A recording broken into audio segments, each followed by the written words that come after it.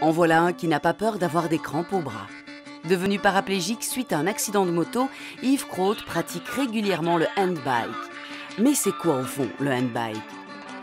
Un handbike, c'est comme son nom l'indique en anglais, un vélo qui est propulsé à force des bras. Ah, you speak English? A little bit. Et il aime tellement ça le handbike, notre ami Yves, qu'il a fait le Ravel du bout du monde l'an dernier en Guadeloupe, avec 2 objectifs bien fixés en tête. Mon premier but était d'arriver à la fin. Mon premier but était d'arriver à terminer les 380 km. Et le vélo était nouveau pour moi. Ça faisait pas longtemps que je l'avais. Et j'ai eu 3 mois de préparation avant de partir et je n'avais pas encore passé 45 km par jour. Or, en Guadeloupe, on a eu des journées avec 90 km.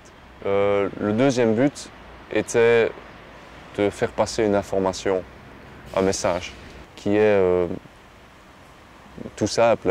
C'est pas parce qu'on est infirme que la vie est terminée.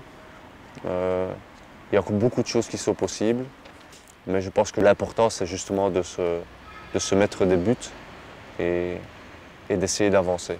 Donc au fait, ce que ça m'a apporté, c'est une belle leçon de vie.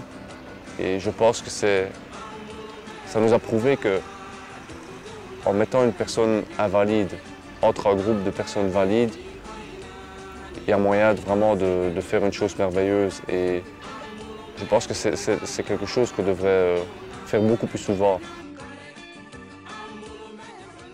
Le handbike m'a amené jusqu'ici à Saint-Luc, à Liège.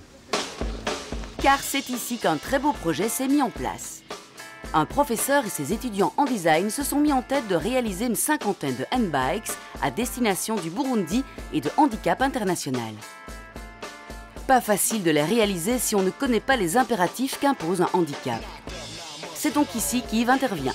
Il a conseillé l'équipe sur les questions ergonomiques de l'engin. Mais on voulait aussi lui donner une coloration éco-responsable.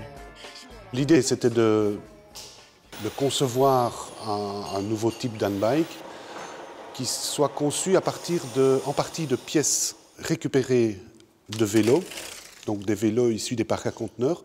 Nous avons récupéré, extrait de ces vélos, toute la partie mécanique et une autre partie qui constitue le corps ou la structure du handbike, qui est constituée, lui, de tubes qui sont apportés par Van Gansewinkel. Chez Van Gansewinkel. Merci. Chez Van Gansewinkel, disais-je, le credo, c'est que le déchet n'existe pas.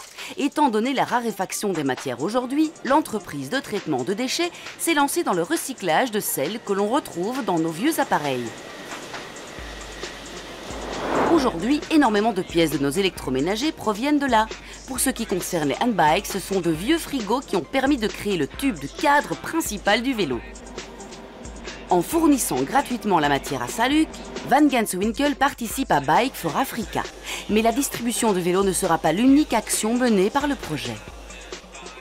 C'est vrai qu'il s'agit de distribuer des vélos ou des handbikes là-bas au Burundi, à Bujumbura, mais c'est également, je dirais, c'est plus que ça, c'est vraiment transmettre un savoir-faire de manière très, très humble.